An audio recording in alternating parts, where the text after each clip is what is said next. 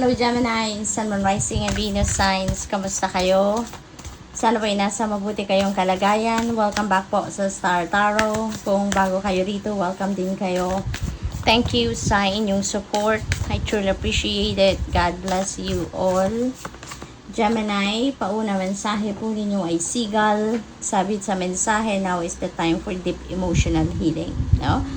Siguro malalim pa, no, ang sugat na nandiyan dyan sa puso ninyo, sugat na naidulot ng mga nakaraan ninyong sitwasyon, nakaraan ninyong relationships, no, maaring ganon. Kaya iniimbitahan kayo sa ngayon na panahon na para mag-heal na kayo, no, panahon na para mag-move on na kayo, kasi baka matagal-tagal ng panahon na hinaharbor ninyong sama ng loob, no, and it's not helping, diba? Hindi yun makakabuti para sa inyo, hindi yun makakabuti sa inyong sitwasyon, no, because maaring kahit may opportunity for you to move forward sa buhay, no, baka nag-hold back kayo dahil iniisip pa rin ninyo yung epekto, no, sa buhay ninyo ng nakaraan ninyo, at maaring yun ang nag-iimpluwensya sa inyong mga decisions sa ngayon.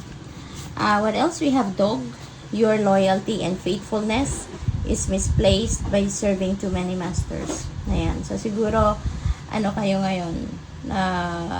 Multitasking, marami kayong ginagawa, marami kayong pinagkakaabalahan.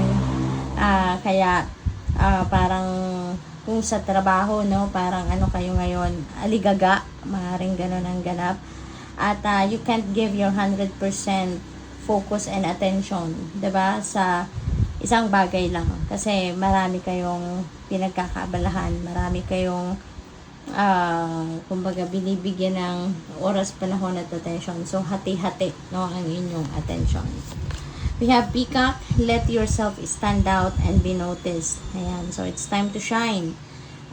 Gemini, it's time to shine. Habang merong pagkakataon sa ngayon para kayo ay maging sikat, para kayo ay manotice, no, ang mga ginagawa ninyo, performance ninyo sa trabaho, or yung kayo mismo, no, yung effort ninyo, yung gano'n. So, panahon na para stand out kayo. Wag na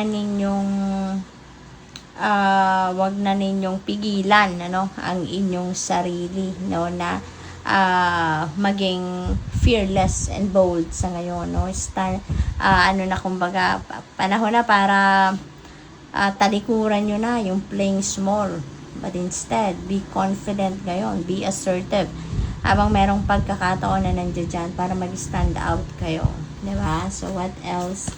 We have Tortoise. You're too fragmented, so do whatever it takes to get grounded. Okay? So, kailangan din ninyo na magpahinga. Kailangan din ninyo na mag-rejuvenate and recuperate. Kailangan ninyo na mag-ground ninyo ang inyong sarili so that you can get back to your core, you can get back to your focus.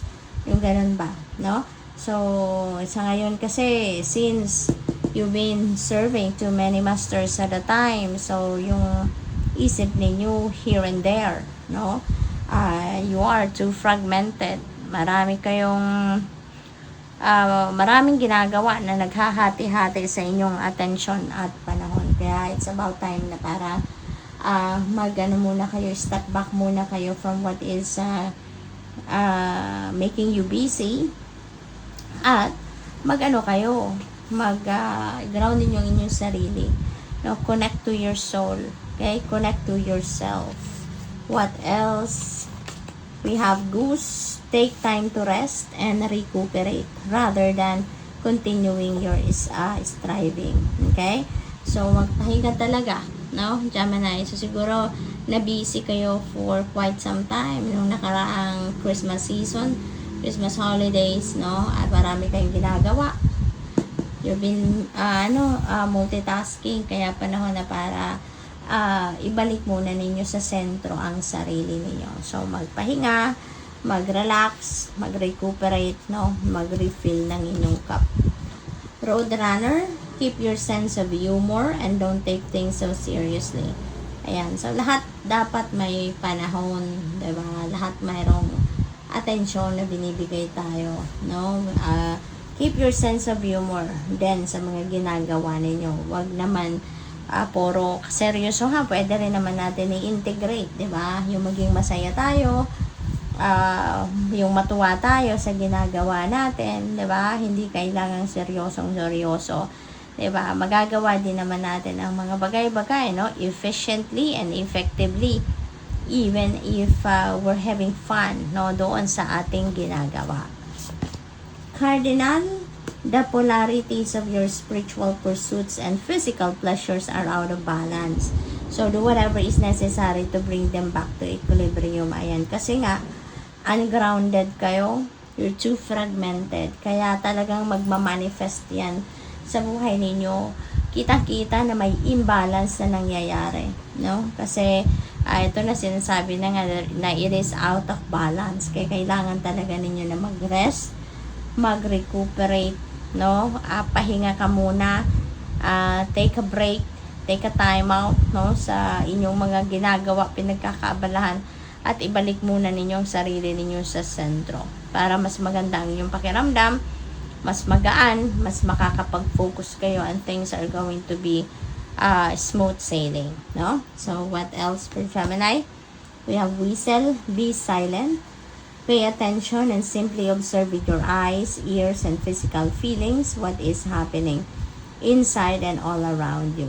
Okay? So, talagang chill lang. No, ito yung energy ninyo sa ngayon na dapat maging chill lang kayo. Hindi muna kayo magte-take action ng lalo-lalo na doon sa mga bago ninyong ideas, sa mga bago ninyong plano. No? So, atras muna kayo ng konti from that. Okay?